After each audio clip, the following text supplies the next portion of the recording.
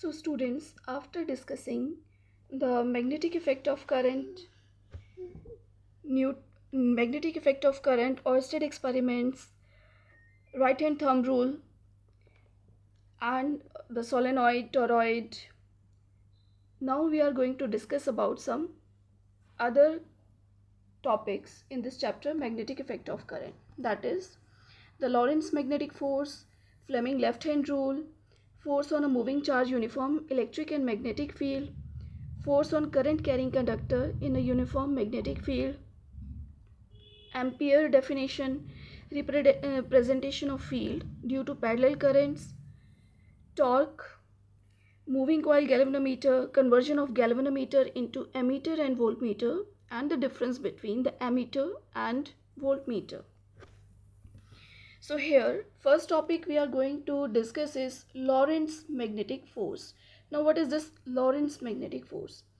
Whenever a current carrying conductor is placed in a magnetic field, it experiences a force, which means that a moving charge in a magnetic field experience a force. Okay, so here the charge velocity is important, the magnetic field is important. Let us consider a sheet or a conductor, and B represents the magnetic field, Q is the charge placed in this magnetic field, and this charge is moving in this magnetic field with velocity V. So the current I is flowing through the conductor because of the movement of charged particle, and this charge or the velocity of the charge is making an angle theta with the magnetic field B, and F is the force experienced by this charge due to the presence of this magnetic field. Then according to Lorentz force, the magnetic force experienced by this charge is equals to the product of charge and the vector product of the velocity vector and the magnetic field B in which the charge is placed, or we can write it in scalar form as F magnetic force experienced by the charge when placed in magnetic field is given by QVB sine theta, and where n is the unit vector that represents the direction. So theta is the angle between V and B. Now let us consider the another case in which we are having again the magnetic field B for a conductor. Q is the charge. Here the charge is negative charge. Earlier we considered the positive charge, but here we are considering the negative charge.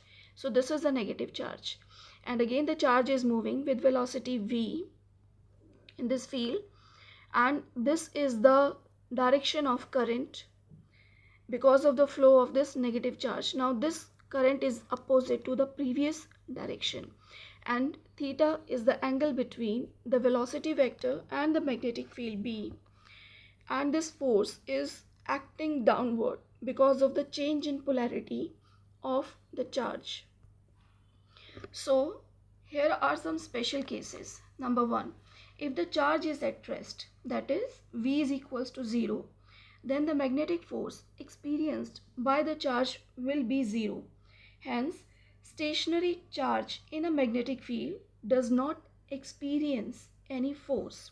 Number 2, if theta is 0 degree or 180 degree, in that case the force will be 0. That is, if charge move parallel or anti-parallel to the direction of magnetic field, in that case the magnetic force experienced by the charge will be 0.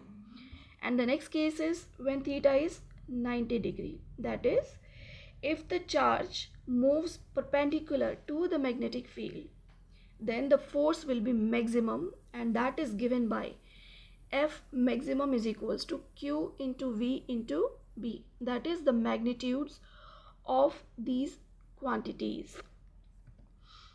After discussing this Lorentz force, let us discuss about our next topic, that is the Fleming's left hand rule. And you had already discussed this topic in your 10th class as well. What is Fleming's left hand rule. So for that, let us consider our left hand and let us stretch out our thumb, forefinger and the center finger, where the center finger represents the electric current I, forefinger represents the magnetic field B, and the thumb represents the force F.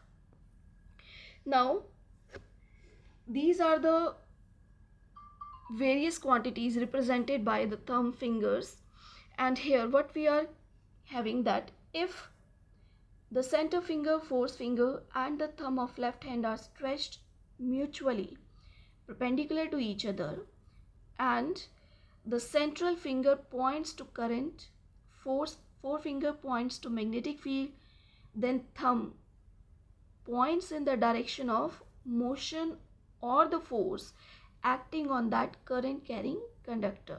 So this thumb represents the force experienced by the charge or the conductor when that is placed in this magnetic field, and the charges are in motion, and because of that the current I is flowing in that conductor.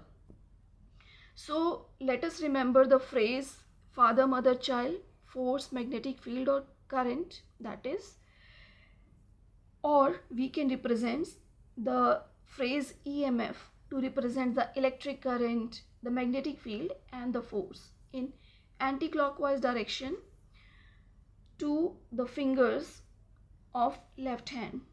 Now the force on moving charge in this uniform electric and magnetic field is given by, so whenever a charge Q is moved with velocity V in a region in which both electric field E and magnetic field B exist, then Lorentz force, that is the total Lorentz force, becomes the force is equals to this electric force acting on the particle because of the field, and this Lorentz magnetic force acting on the conductor because of this presence of magnetic field.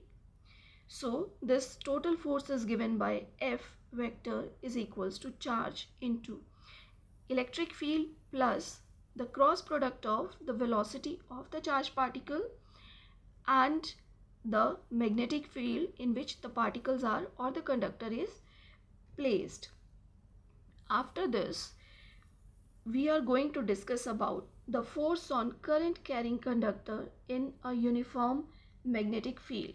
For that, let us consider a magnetic field B in which we are having a conductor whose length is L and area of the face is A, making an angle theta with the magnetic field B, and let us consider a small current element of this conductor, that is dl. And here is the negative charge. We are going to consider Vd is the velocity with which the charges are drifted because of the presence of this magnetic field. Current I is flowing because of the movement of charged particles, and this F is the force experienced by the particles when placed in magnetic field when they are in motion. So the force experienced by each electron in the conductor is F is equals to minus E Vd into B. Now this minus E is the charge on electron, negative charges we are considering. Vd is the drift velocity of the charged particle and B is the magnetic field. Now if we are considering that N be the number density of the electron, A be the area of the cross section of the conductor, then number of electrons in the element dl will be NaDl. So the force experienced by the electrons in dl element is given by df is equals to NaDl minus E Vd into B, and we can write it as, because we are considering that all the particles or the charges are moving with uniform drift velocity, so this Vd is constant and what is varying here is the current element and the magnetic field. So we can write it as dF, the force experienced by the electron, this current element, is minus NeaVd dl into B. And we had already discussed the relation between the current and drift velocity in the previous chapter, current electricity, that is current is equals to NeaVd. So therefore this force is equals to I dl into B, and where this current is NeaVd and negative sign represents the direction of this current element, that is opposite to the drift velocity of the electrons. Now the force experienced by the electron in this current element, that is the total force, is given by integrating the above relation, and we are getting that force is equal to integration of this small force experienced by the current element, and that is equals to integration of I dl into B, that is dl cross B. And after integrating that, we know that the total current is I, that is experienced, and the total length of this conductor is L. So we are getting the force experienced by the conductor when placed in magnetic field B is given by I into L cross B, or we can write it as F is equals to IL B sine theta, because we are considering the cross product between the conductor length and the magnetic field in which the conductor is placed.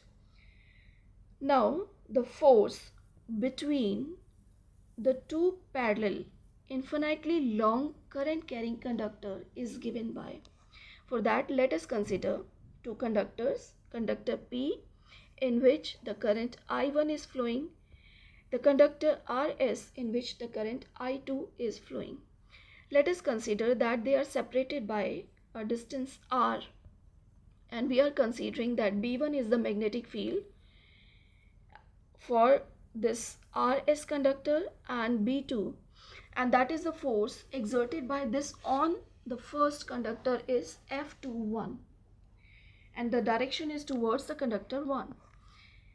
So the magnetic field on RS due to PQ is given by, so RS is experiencing some field because of this first conductor PQ, and that is given by B1 is equals to mu naught I1 upon 2 pi R. Now the force acting on this RS due to this current I1 through it is given by this F21, and that is equals to mu naught I1 upon 2 pi R I2 L sine 90 degree. Now we are using this previous relation, Lorentz force, in order to derive the relation between the forces between two parallel conductors. Similarly, we can write it as F21 is equals to mu naught I1 I2 L upon 2 pi R. So this is the force experienced by RS due to PQ. Here B1 acts perpendicular and into the plane of the diagram by the right hand thumb rule.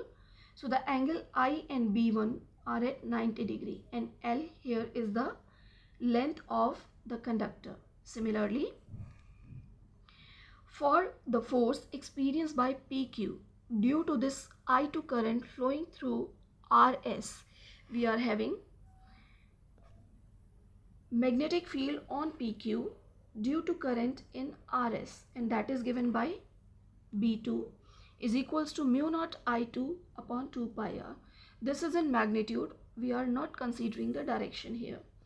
So the force acting on PQ due to current I1 through it is F12, and that is mu naught I2 upon 2 pi R I1 I2 sine theta, applying the Lorentz total force, and we can write here as F12, the force experienced by PQ due to RS is given by mu naught I1 I2 I upon 2 pi r.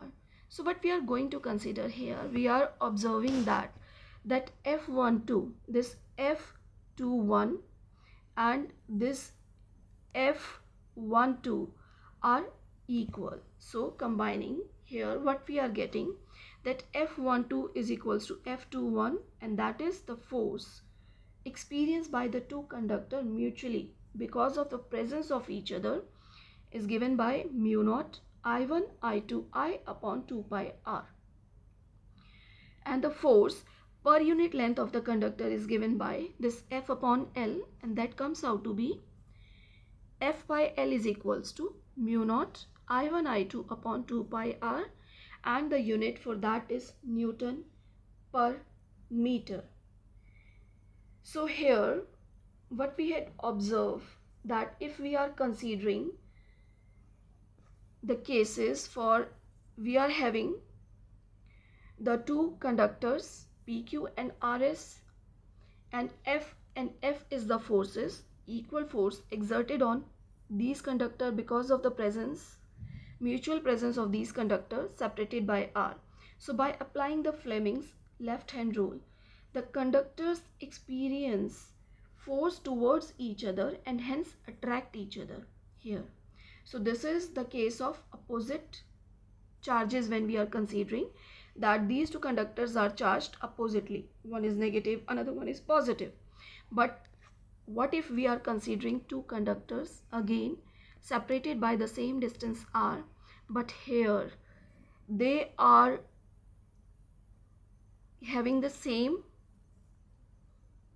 charges, that if we are considering both as positively charged, both are negatively charged, in that case the force acts in opposite direction, that is the repulsion force is there. Then by Fleming's left hand rule, the conductor experience force away from each other and hence they repel each other. So by using these relation, now we are in position to define the ampere. What is ampere? So by using the formula, that force per unit length for a conductor is given by F is equals to, or F by L is equals to mu naught I1 I2 upon 2 pi r, where I1 is the current flowing through conductor 1, I2 is the current flowing through conductor 2, and R is the separation between these two conductors. So in this case, when these two currents are equal in magnitude, that is we are considering that I1 is equals to I2 is equals to 1 ampere, and the separation between these two conductors is 1 meter, then the force experienced by the conductor for a unit length will be 2 into 10 raised to power minus 7 Newton per meter. So we can define that 1 ampere is that current which, if passed in each of parallel conductors of infinite length and placed 1 meter apart in vacuum, causes each conductor to experience a force of 2 into 10 raised to power minus 7 Newton per meter of the length of the conductor. And we can represent the magnetic field lines for these parallel conductors as follows. Here we are considering the conductors and we are representing the magnetic field lines for these two current carrying conductors in this case, and we can see that this is very simple, that the current is flowing upward, and we can apply the right hand thumb rule for finding out the direction of the magnetic field. So here the current is in upward direction and we are having the magnetic field lines here, they are anti-clockwise for the upward current. And for this case, if we are considering the current is upward for one conductor, so here the polarities are different for the conductors, the magnetic field lines are anti-clockwise, but for this case, if the current is flowing downward, here this is negatively charged, so the magnetic field lines are clockwise direction. So all these rules are interrelated to each other. Now we are going to discuss about the torque experienced by the current loop, rectangular current loop placed in uniform magnetic field. So for that, let us consider a rectangular current loop placed in a magnetic field. PQR is the rectangular current loop, and these are the dimensions, length and breadth of this conductor, and B is the magnetic field in which this conductor is being placed. So here the breadth is making an angle theta with the magnetic field, or we can say the plane of this conductor is making an angle theta with the magnetic field B. Now let us consider the sides of this conductor. So the current is flowing here anti-clockwise, and for each face or side of this conductor, the direction is of the current is opposite, that is for the parallel sides. And F is the force experienced by this conductor in which the current I is flowing and which is placed in magnetic field B. And this FQR is the force experienced by this QR. So FSP is the force experienced by this side SP, and FQR is the force experienced by this side QR. So this FSP will be, according to that Lorentz force, will be I, the current, into the length, that is B, the breadth of this conductor, and the cross product with the magnetic field B. And the magnitude of this force is given by IB sine theta. Similarly, for the QR side, the Lorentz force, magnetic force experienced by this side or the conductor will be IB cross B, and the magnitude will be FQR IB sine theta. So where theta is the angle between the plane of loop and the direction of magnetic field, and the axis of coil is perpendicular to the magnetic field here. So these FSP and FQR equal in magnitude, but they are opposite in direction, and they cancel out each other, and they act in the same line of axis, hence do not produce any torque. So in order to figure out the torque, we are ignoring these FSP and FQR. But on the other hand, let us consider the force FQ experienced by PQ due to RS, and FRS, the force experienced by RS side due to PQ. So here FPQ is IL cross B, where L is the length of this conductor, B is the magnetic field, and the magnitude of this force is given by FPQ, and that is ILB sine 90 degree. Theta is 90 degree here, and this comes out to be ILB. And similarly, the force experienced by the side RS, that is ILB sine 90 degree, and that is ILB. Now this force FPQ and FRS, they are being equal in magnitude but opposite in direction, cancel out each other and do not produce any translation motion, but they act along the different line of action, hence they are producing the torque about the axis of the coil. Now what is the torque that is being experienced here?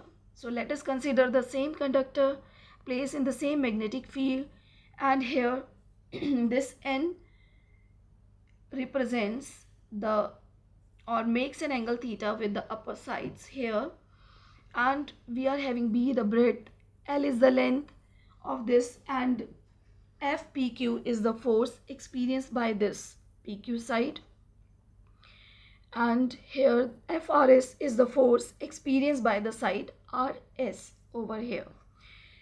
Now the torque experienced because of these two opposite parallel sided is given by, the torque is FPQ into PN, and that Pn is the perpendicular distance between these two sides of this conductor, and we can write it as torque is equals to IBL B cos 90 degree, and that B cos 90 degree is the value of this Pn, and we can consider that from this right angle triangle PNS. From this angle triangle we are having Pn is equals to B cos theta. So this torque is ILB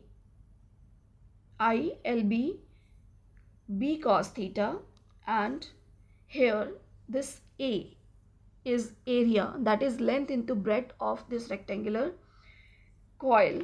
So we are having the torque is equals to IAB cos theta. So we are replacing this L into B with area A. So here torque is NIAB cos theta, where N is the total number of turns. So in this case we are considering the single coil. If we are considering a coil with N number of turns, so this will be the total torque experienced by the coils. Now if phi is the angle between the normal to the coil and the direction of magnitude of the magnetic field here, then we are having that phi plus theta is 90 degree. In this case you can see that this phi plus theta is 90 degree. So theta will be 90 degree minus phi, and let us substitute this theta in above equation, and we are getting the torque is equals to IAB cos 90 degree minus phi, and 90 degree minus phi is r theta, and we are writing it as torque is equals to IAB theta. Here we should be very careful in using the formula in terms of cos or sine, since it depends upon the angle taken, whether with the plane of the coil or normal of the coil. Now let us discuss the torque in vector form. We are having the formula for torque as torque is equals to NIAB sine theta, and the torque is NIAB sine theta, n unit vector, where n is the vector normal to the plane of the loop.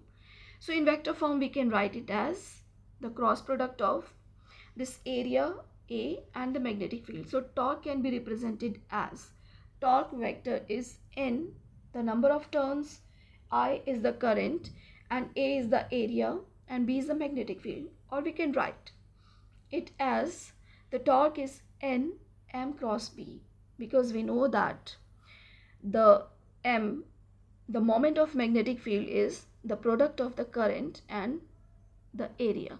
So this magnetic dipole moment is I into A. There are some important points to be considered here while using these formulae, that the coil will rotate in anti-clockwise direction from top view about the axis of coil as given by the dotted lines, and the torque act in upward direction along the dotted line according to Maxwell's screw rule.